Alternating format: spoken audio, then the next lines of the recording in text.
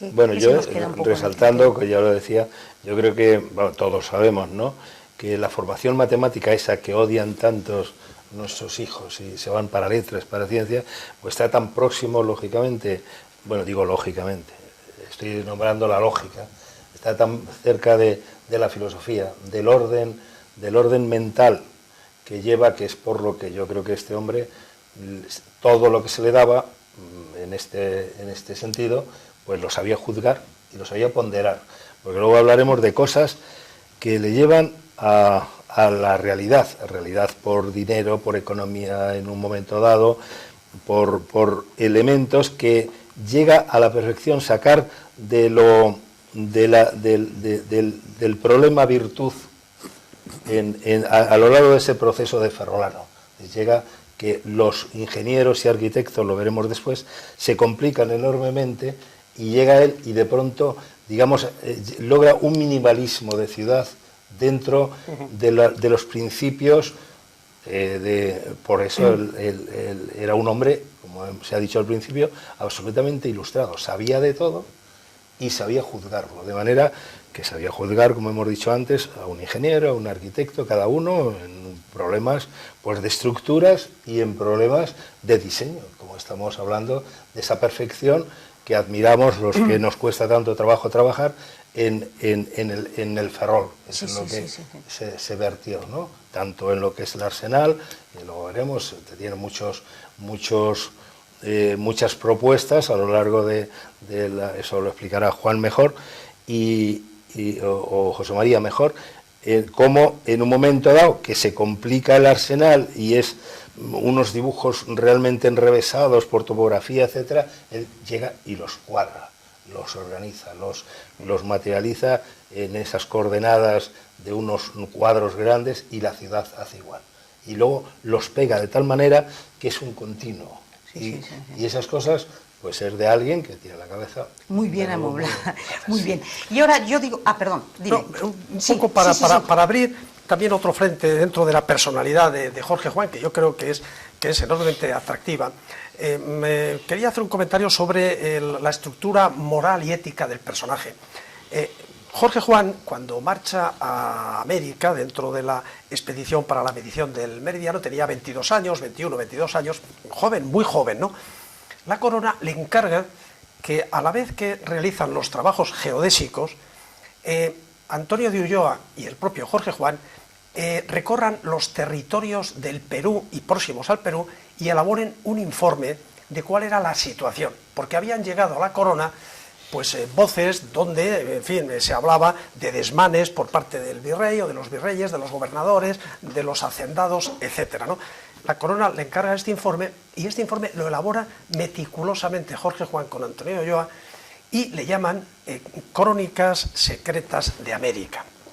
El problema es que ese escrito termina dando lugar al nacimiento de la leyenda negra, porque ese escrito, que era secreto, era Noticias Secretas de América, perdón. Ese documento, que era secreto y debía de entregar Jorge Juan y Antonio de Ulloa a la corona a través del Marqués de la Ensenada, cae en manos de los ingleses. El manuscrito de un editor inglés. Y el editor inglés naturalmente se da cuenta que aquello hay que publicarlo inmediatamente. Y se publica antes en Inglaterra que en España. Y no solamente antes, sino que además el editor incluye una introducción donde dice: esto es lo que hacen los españoles en América, no cumplen las leyes, son inhumanos, tal. Porque ese escrito lo hizo Jorge Juan y Ulloa no para ser publicado nunca, era un informe confidencial, donde Jorge Juan escribe lo que ve, y dice las cosas como son.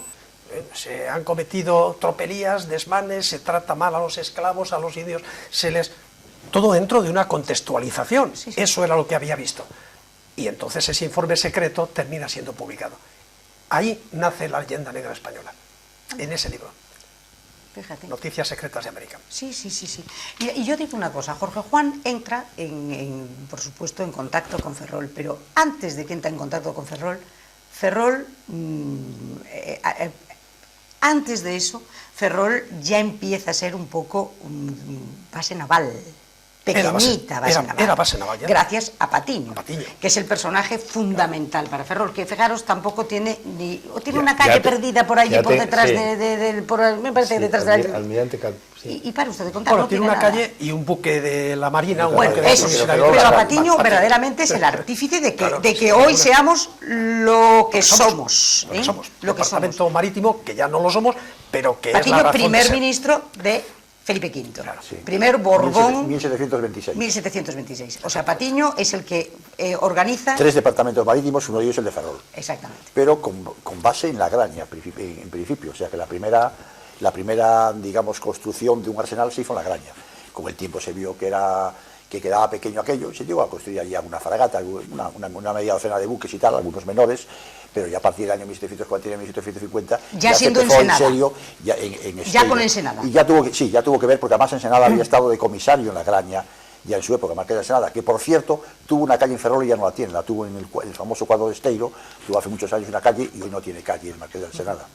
Pero bueno, el caso es que ya previamente, el año 1737, se había comprado, así como suena, la corona había comprado a Ferrol, convirtiéndolo en Villa de Realengo. Ferrol pertenecía básicamente al conde de Lemos, aunque también tenía aquí sus posesiones en Marqués de Saturnino, también los monasterios de Jubia y de Pedroso también tenían algo que ver y tal. Aquello era un lío. Entonces se dieron cuenta la corona y sus emisarios aquí, Cosme Álvarez y compañía, se dieron cuenta, y los comisarios se dieron cuenta que así no se podía trabajar. Cada vez que tenían que hacer algo, hablar que si era de un cura, que si era de un marqués, que si era de no sé qué tal. Entonces, solución, se hizo una valoración, 33.000 maravedís de la época, y que no se le pagaron, por cierto. El año 1733 está por ahí el expediente, está en Simancas, yo lo he pedido, me lo han dado, y consta que 10 años más tarde todavía no se había pagado al conde de Lemos los maravedíes correspondientes, lo cual demuestra que la administración era como ahora, vamos, un poquito lenta. Poco más o menos. Un poco lenta. No empecemos. Y entonces se le compran los terrenos donde se va a sentar el arsenal. Sí, el arsenal no se va. Y el astillero. El astillero, ¿no? Y luego hablará del astillero José María, y luego hablará y la ciudad también, que luego hablará. Y es cierta esa, porque la estatua está tan grácil que hay delante de Capitanía, que es Jorge Juan señalando el arsenal, Ajá. ¿es verdad? Sí, o sea, es una estatua. ¿él es el que dice dónde va a ir el arsenal o lo dice antes Ensenada? Bueno. ¿Cómo empieza el arsenal? Porque nos vamos de la Graña y nos encontramos no con sé. que decir, la Graña se queda pequeñita, hay que ir a un gran arsenal. No, yo creo que no hay una persona que lo a un defina. gran astillero primero, ¿no? Y se fijan en Esteiro. Sí, vamos a ver, o sea, posiblemente estas cosas son como las setas, que nacen varias a la vez, o sea, posiblemente no fuese una persona, sino que hablando se dieron cuenta que la Caranza y lo que es la Esteiro, que era el lugar adecuado. Pero por cierto, has dicho una cosa muy interesante, que es muy bonita, hay que tener en cuenta que así como has dicho que aquí, que ni la Marina, ni la Cátedra de Jorge Juan, ni el Ayuntamiento, ni la Universidad se acuerda de Jorge Juan, el año 1868 se levantó la estatua de Jorge Juan, una estatua muy bonita, neoclásica, Preciosa. que podemos ver todavía, por cierto, 3 escudos de la Marina. Estamos viendo en este momento en la Pues de televisión. la Marina, el escudo de la Marina, el escudo de Ferrol y el escudo de España con la corona mural de la Primera República, que a pesar de todos los tiempos está ahí y nadie se le ha ocurrido romperla, ahí está. Claro, porque estamos hablando de un momento en el Un momento que histórico, nadie se dedica a destrozar. Nada, lo que se ha pues vivido ahí está antes, y ahí ¿verdad? se conserva, Sí, sí. y es un monumento muy interesante porque además Muy bonito. y muy conseguido, en bronce, y es el mejor recuerdo que tenemos de Ferrol en... Bueno, y de Jorge entonces Juan todo este lío empieza y entonces decimos, venga, el astillero. ¿Y con qué nos encontramos? Me imagino Pepa, que con el caos. En primer lugar, el arsenal. O sea, el proyecto Primero inicial, empieza el arsenal. El proyecto inicial es el Ajá. arsenal. Un arsenal ilustrado que iba a tener instalaciones para el mantenimiento de la flota y también para la construcción. Es decir, el astillero inicialmente estaba previsto en el interior del arsenal, en el recinto amurallado del arsenal. ¿Por qué no se construye el astillero dentro del arsenal? Porque en el año 1750 aproximadamente, Ensenada presenta al rey un proyecto para construir 50 navíos en 8 años. 50 navíos en 8 años. En los arsenales de Ferrol, Cartagena y Cádiz. En aquel momento el arsenal está en construcción y el arsenal hasta el año 1760 o 70 no se terminaría. Por tanto, hace falta empezar a construir navíos. Entonces Ensenada pide que en la zona próxima al arsenal se habilite un astillero. Y ahí aparece el Real Astillero de Esteiro, que inicialmente se llama Astillero de Monterreal, porque Esteiro era un monte que pertenecía a la corona, lo había comprado la corona. Astillero de Monterreal, que a mí es un nombre que me gusta muchísimo. Precioso, ¿eh? Ese nombre desapareció y poco después ya recibió el nombre de Real Astillero de Esteiro, Esteiro con Y, que es la grafía del siglo XVIII, y es el nombre que se mantuvo durante todo el siglo XVIII, XIX, y al final desapareció esa denominación y quedó pues Astillero de Esteiro o Astillero del Arsenal, o simplemente Astillero, que es como se le conoce hoy. Pero se mantuvo siempre extramuros del Arsenal.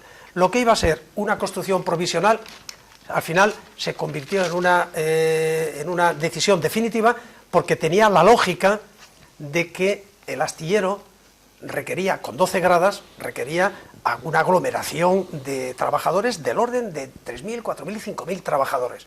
Esos 5.000 trabajadores, que no eran maestranza en su mayor parte, dentro del Arsenal hubieran planteado problemas de todo tipo, problemas de seguridad, problemas del fuero que se les debía de aplicar, y muy pronto la corona se dio cuenta que mejor fuera del Arsenal como estaba, y ese carácter provisional se convirtió en definitivo.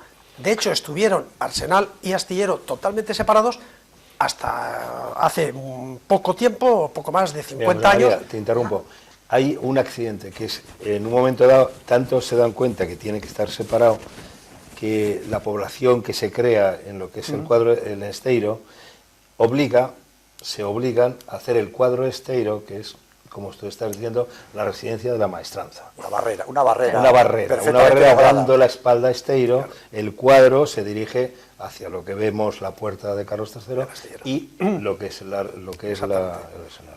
Bueno, es una introducción de tiempo, ¿no? Explica muy bien tiempo, lo digo porque cómo se separaban los estamentos. Y luego, como tú dices, el paso siguiente ya es la topografía, que es muy importante, yo creo, como va a ser. Porque el monte de Esteiro tenía cierta pendiente hacia el mar, cosa importante porque las gradas de construcción necesitan una pendiente de 4 o 5 grados, y en el monte de Esteiro eso se producía de una manera natural. Y luego la maestranza tenía esa visión que luego vuelve a repetirse de capitanía sobre la dársena, la capitanía, antes de hacer Herrera, el almirante Herrera en 1850 hace lo que conocemos los jardines que impedirían la visión de capitanía que dominaba la dársena, ¿no? Pues yo veo ese mismo paralelismo conceptual del dominio de lo que es el cuadro Esteiro sobre los astilleros, y como decíamos antes, dándole la espalda a la población que, como tú bien decías,